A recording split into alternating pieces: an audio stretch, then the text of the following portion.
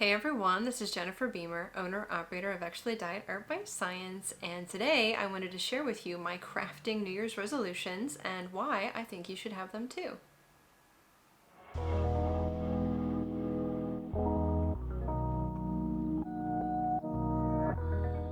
I know what you're thinking. It's already 2022, and you've probably already devised your New Year's resolutions for the year, except if you don't already have a crafting New Year's resolution, perhaps this video will inspire you to have some.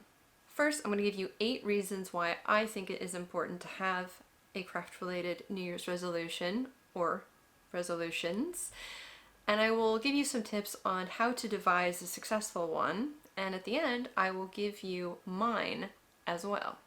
Okay, so it's New Year's Eve and you've already figured out your New Year's resolutions either well in advance or in that moment of, and it's probably the case that you haven't included a crafting specific New Year's resolution, but I wanted to explain why I think it is important to have one. Number 1, challenge. We tend to thrive when we have a challenge before us, and with crafting, this is no different. Number 2, if we make it interesting, or if it is an interesting challenge, then we're more likely to continue it throughout the year. If something doesn't hold our interest, we're less likely to be motivated to continue on, and it doesn't mean as much to us. But if we make it interesting, or if it's interesting in and of itself, we're more likely to keep up with it. Number 3, accomplishment. There's nothing more than achieving something, saying, hey, I did a thing. And whenever you've got a crafting related resolution to learn this or do that, at the end you feel much better for having done it than otherwise, even if it was a big challenge and you think, ugh, I'll never do that again. At least you've learned something about it. Number 4, personal. We are people and individuals, and we have likes and dislikes, and sometimes going through life it is a matter of understanding these attributes about ourselves, and they're not immutable. They can change. So let's say 10 years ago you tried to make a pair of socks, didn't like it, failed horribly, maybe it was a bad pattern, bad yarn, whatever the case may be, and it totally turned you off. But let's say, socks are really, really cool, and there's so many great patterns out there. It's fine to take up something that you failed at before or something you didn't like and revisit it, because it gives us a sense of personal growth. And even if it's something completely new, we understand something more about ourselves and our craft. Number 5, it develops a sense of community, and part of this has to do with how we engage both with the community and how the community engages with us, but also in how we relate to one another. So if you've done something and you have personal experience and someone comes in and asks, okay, I've done this horrible thing and I don't know what to do, you can be sympathetic and say, hey, I've been there, it's fine, here, I'll give you some of my advice or experience that is relevant. And this is the kind of thing that having a New Year's resolution can help us with, because instead of just giving up, we can turn to those around us who might be able to help. Number 6, skill production. I get a lot of personal satisfaction in learning new skills, and I know a lot of you out there do as well. It is also the reproduction of skills. So we're always threatened with obsolescence because, well, technically machines can knit faster than we can, and spinning machines can spin way faster than a human, but that's not really what we're after. We're after engaging with something that is an ancient craft. It's been studied for countless decades by academics, and there's a lot of risk that we will lose some of these old skills if we're not continuing to engage with them.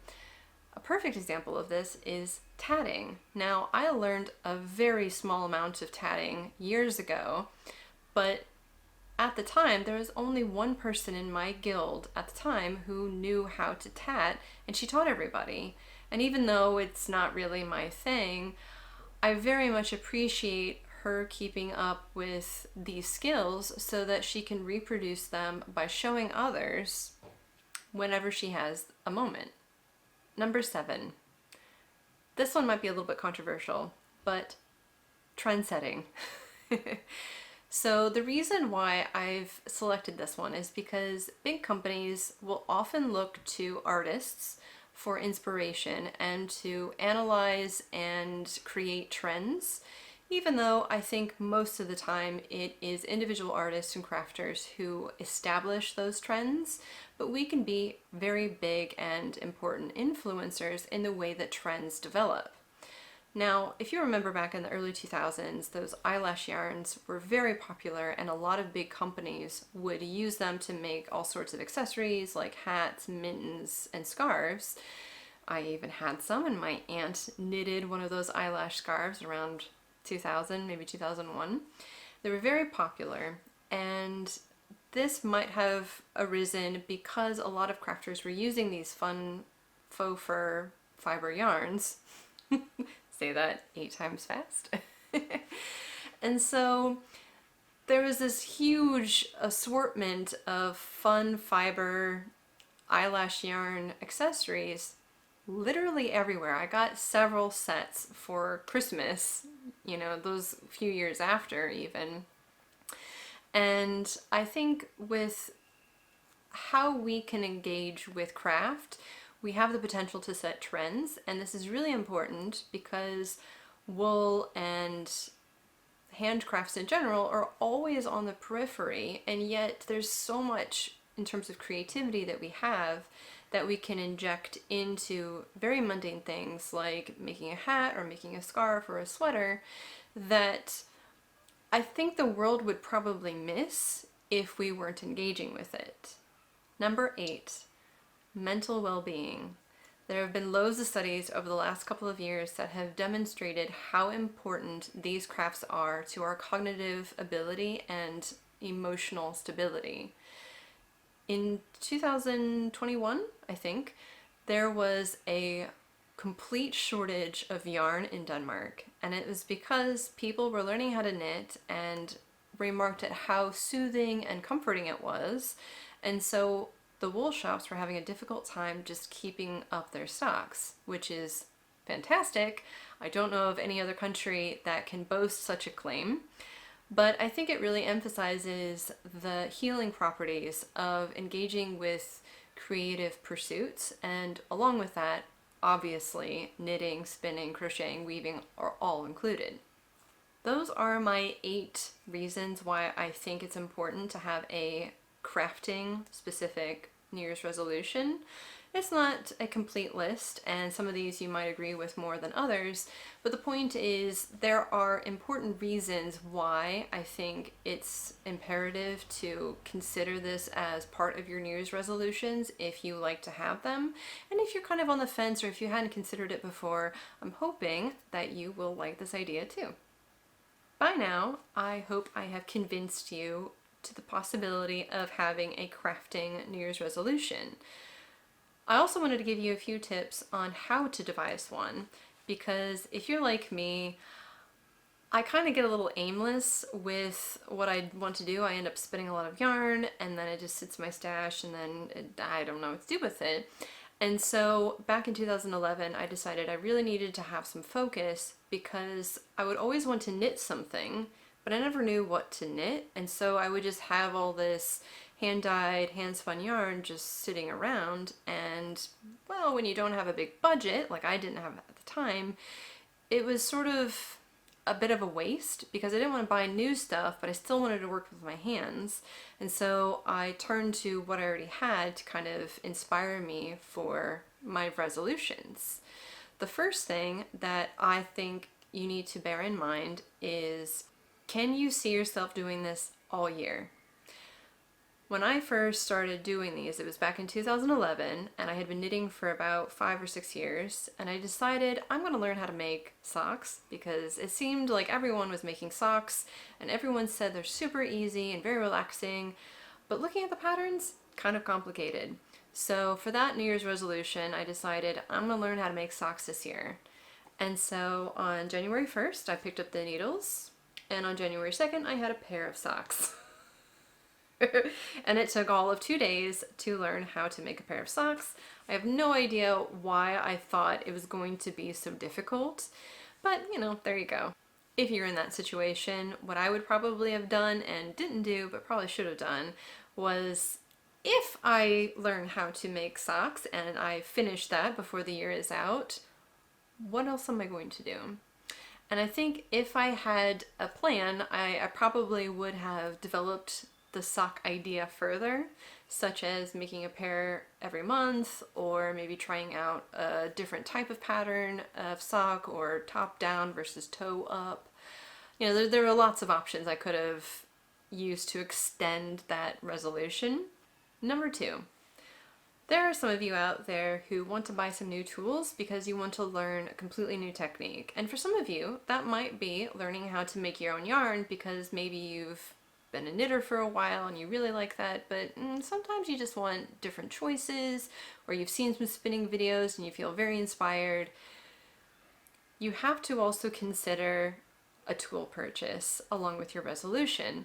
And so one of the things that I would be wary of is what happens if you get into a project and say you're learning how to do supported spindling, and you've bought a nice spindle and a spinning bowl, and then you get into it and it's really not your thing, or it's too time consuming, or there's something about it that is preventing you from continuing forward, which is totally fine.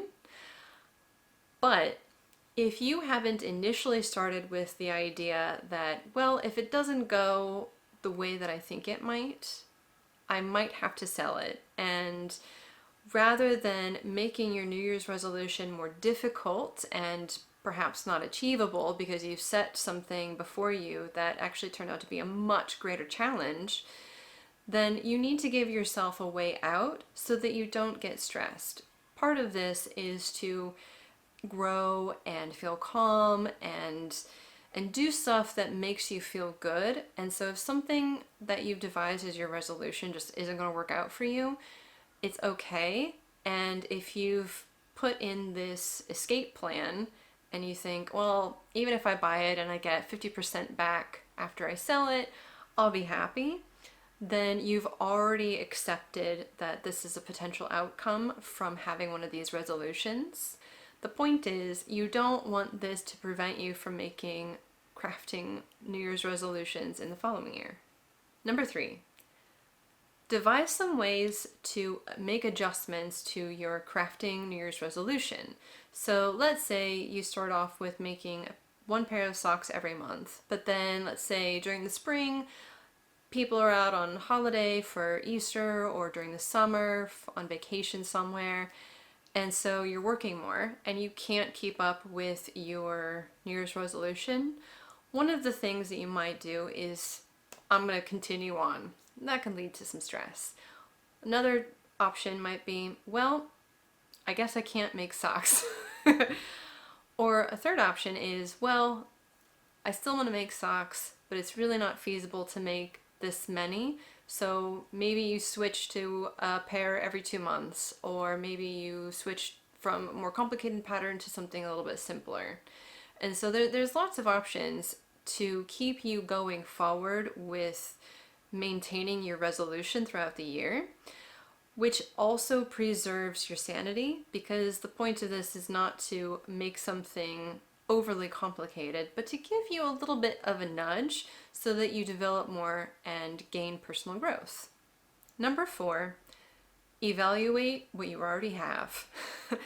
I don't know how many times when I start a project, I often will reach for something new rather than something that I already have. And I know there are a lot of you who are in a similar boat. I want to sit down and make this scarf or these socks or that hat, and you get your drum carder out, you card up some bats, you spin it, you dye it, you whatever. Instead of looking at your stash and thinking, okay, well, this isn't technically hat yarn, but I have enough to make a hat, and so I'm just going to make a bulky hat, or I'm going to do like a really fine knit hat or something. Just try to explore what you already have in your stash first before reaching for something new or before buying something new. Number 5, what is your accountability? Are you going to be posting pictures on Ravelry, on Instagram, Facebook? Are you going to be part of a spinning and weaving guild where you post regular updates or bring things to your monthly or bi-monthly meetings?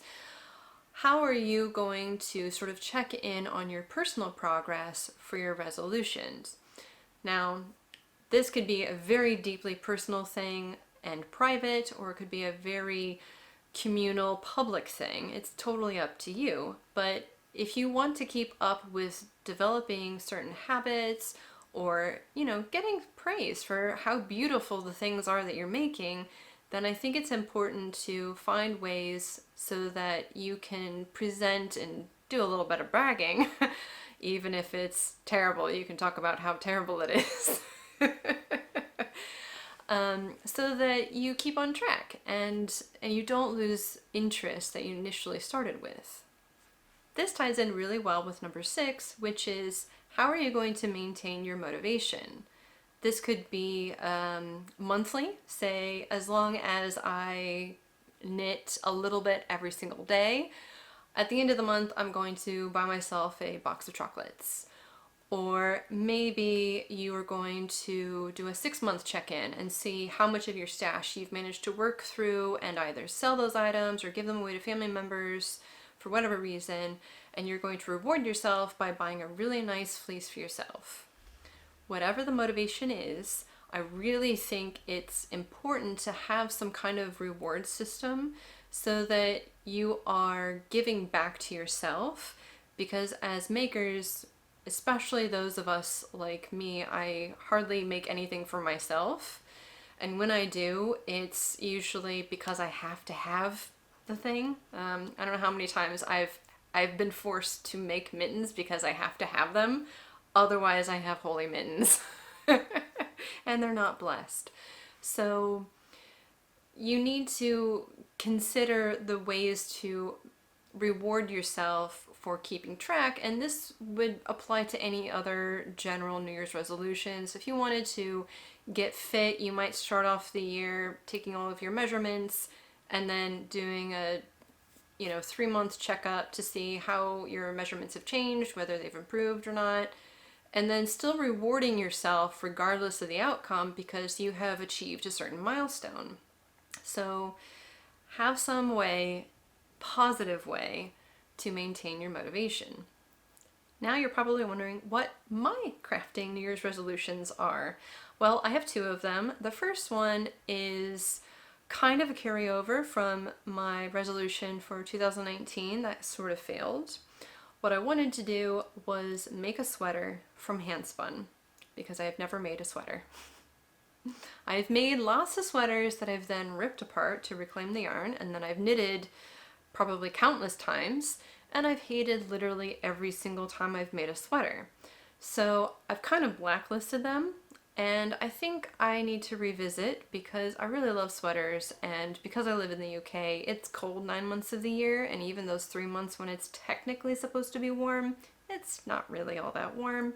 So if I take inspiration from my 2011 New Year's resolution where I made socks, if I had, I don't know, kept up with this and made a pair a year, I probably would have been up to 12 pairs of socks and using hand spun way sooner in that process than I actually ended up having. And so I probably would have a lot more socks now than maybe, I don't know, I think I have about 4 pairs that aren't defunct for some reason. Some of them have gotten felted, thrown into the wash machine. You know what I'm talking about. I'm hoping that if I just sit down and force myself to make a sweater with hand spun, I'll actually accomplish it. And now that I don't have all these other things on my plate, like my PhD, and I've got a job now, co-supporting me with ExpertlyDyed, then I probably would have succeeded in making a sweater back in 2019. But now that all that stuff is out of the way, 2022 is the year of the sweater. To punctuate this, here is the closest thing to my first sweater that I ever made. And you'll see that it is a cropped sweater with short sleeves, in part because I only had so much of this. It's a Blueface Leicester and Tencel blend. I only had so much of it, and I spun it to be, I think, a worsted or slightly heavy worsted yarn. And I was starting to run out, and I decided, well, I'm going to take the notes that I have and make just a cropped version with sleeves. Unfortunately, because I started weightlifting more in the start of 2022, after I took a tumble down the stairs and hurt my back, I needed to do some physical therapy, personal physical therapy, to kind of build myself back up again after that. So I couldn't run, but I could weightlift, and so now my arms are too big to wear this. Now, if you are a watcher of this channel, you've seen me talk about this cropped shrug in another daily vlog, I think. And I've been keeping this around specifically to go back to it to check the pattern that I have. It's partially written, maybe like 10%, but I haven't done all of the sizes and it's not quite ready for a test knit yet. But it's important to keep this around because this is the one that I used to devise the pattern initially. So at least it's serving a purpose. And then I decided, you know, and I did this, I think, 2 years ago. I wanted to do at least a cardigan with hand spun, and so I used this. It's called the Flyaway Cardi, and it's got this really nice little ruffled seed stitch edge here. And I really love wearing it. It's light enough to wear throughout even most of the summer. Most of the time in the UK, we only have about 2 weeks of what we would consider hot weather. And sometimes it can be very cold and very wet. So it's important to have some lighter weight fabrics to wear, made out of wool, because I don't need to stay cool, I need to stay warm, but not too warm. And this is much more fashionable than most of the other things I've seen. So I love this so much, I decided to make a second version of it. But in between, I did this just the right angle. It's supposed to be a sort of triangular shape, but I modified it slightly so that the increases in the back were just enough so that I could begin with the it's a raglan start, top down, and I knitted the back with the yarn over increases basically until I got to the underarm, and then I just knit it flat so that it was a little bit boxy, but it didn't grow out because I wanted it to be a little bit shorter, a bit more like a cardigan rather than a coat. And I used random little bits of hand spun that I had, or even hand dyed. This pink actually came from Denmark when I was there. And yeah, I wasn't committed to having a lot of hand spun. I just had little bits that were all roughly the same gauge that I could use in a single project. Again, that is not a sweater. And so the last one that I did was completed last year. And I took the same merino actually from the first Flyaway cardigan, and I blended it slightly different fibers to come up with this version, which is, it's got a longer section in the torso because it turns out I have a bit of a freakishly large torso, and I found in the first version that it sat a little bit too high on my body. That's actually one of the great things about making stuff yourself, is if you have a weird body shape like me, then you can customize it according to your shape so that everything looks flattering on you. And so with this, I made a 3-ply hand spun, and I wear this all the time. Like, when I'm not wearing it, it's being washed. And I like this one because it's a little bit heavier, and I made it out of a fingering weight, or maybe sport weight, yarn rather than this one, which was a lace weight. So I actually have some choice, and because they're very similar in color, I can kind of mix and match pretty easily with my entire wardrobe. So if it's maybe more spring weather or early autumn weather, then I can wear this and be warmer than with the other one, but it also fits me a little bit better. I extended this seed stitch area as well, just because, again, having a long torso, things need to be covered. So that's my primary crafting New Year's resolution, is to make a sweater out of hand spun. Now, as I was saying in my tips about how to devise a New Year's resolution of this sort, it's really important to come up with, well, what if this happens? You know, some contingency plan. And so for my sweater, my contingency plan is if I just absolutely fail at making enough hand spun for it, then I'm going to use commercially spun. And I'm probably going to dye it because, you know, that's one of the things that I do. If in the very end it's not working out, I might switch to a different pattern that is a little bulkier so that I can just get it done faster.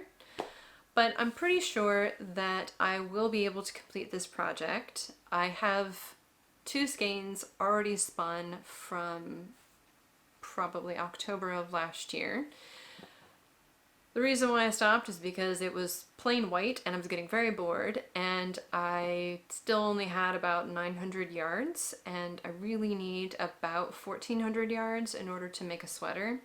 So yeah, I gotta spin some more. But it'll be fun, and I think in the very end I'm going to use the flax pattern by Tin Can Knits, which I will tag somewhere in this description below, because they have a lot of really simple beginner patterns available for free, which I love, and it seems like it's really well reviewed. So if I do run into any hang-ups, I can go out to the community, ask a bunch of questions, and get answers that will be very helpful. My second crafting New Year's resolution relates to my stash. I like to spin yarn, and I spin yarn without any goal in mind. And so over the years, I have ideas I've wanted to try this art yarn or that art yarn. I love these colors, but I don't know what to do with it. And so it all goes into my stash. And this stash has literally gone from the US to South Korea, back to the US, then to the UK. So it has got some mileage. And it's also been in storage in various countries in various ways. And it's all totally fine because I have a video that shows you how to properly store things. But it's a little bit ridiculous when I sit down to spin more yarn that then has no purpose, and then it goes into my stash, and I keep recording all the stuff that I have in my stash and then literally have nothing to do with it. So I'm going to be knitting my stash as often as I can, and I've already started. I've made 2 hats so far, one of hand spun and one of hand dyed. And I've started on a pair of fingerless cable mitts, which you can get as a download on Ravelry or through my Etsy page, and I can link that for you below if you're interested. And I'm hoping that this will help with using the yarns where I need to knit more consistently, so I can make the mitts and the hats and whatever, and then those extra bits I can then use for weaving, because I probably need an updated scarf. The one that I have I've been using since 2019, and even though I love it, I just kind of get bored of looking at the same scarf all the time. So I'm probably going to make a new woven scarf for myself, but I'm also going to be making some scarves for sale. So with the hats and the mitts and scarves and things like that, which will be up for sale, will only be on ExpertlyDyed.com. And I've mentioned this before because Etsy has an insane pricing scheme that kind of blurs the transparency of value. And so I would rather be able to distinguish between the cost of the item and the shipping rather than having to do some combination of both, so that people understand what it is they're really buying. it's a big rant. I don't want to get into it, but it's only going to be on my website, ExpertlyDyed.com. So if you aren't a crafter or you really love paying it forward and buying from crafters, then there will be some things to purchase as finished handmade goods in my shop. I know this video has been a little bit long, but I hope that you've understood why I think it's important to have a crafting New Year's resolution and some tips on how to devise them and how I'm implementing it in sort of like a real life example. One of the things that I'm hoping to do is every so many months I'm going to check in with everybody, so that's my accountability, to show you sort of how I've progressed, some of the things that I've gone through personally in terms of emotion or self-reflection. I can also use that opportunity to share the actual progress and talk about my frustrations with getting the sizing just right for my weird body. And anything else that occurs to me along the way. If you like this video, please give it a thumbs up and subscribe if you haven't already. If you like what I do and want to support me some more, you can also go to either of my shops. I have one on Etsy, and I also have one on ExpertlyDyed.com. And as always, thanks for watching. Bye!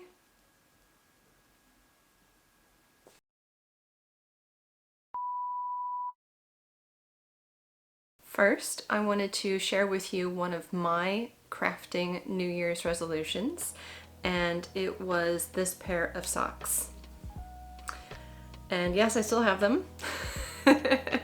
So when I first started knitting back in, well, 2004, but I didn't really understand how to knit until 2006 when a friend of mine told me I was doing it all wrong.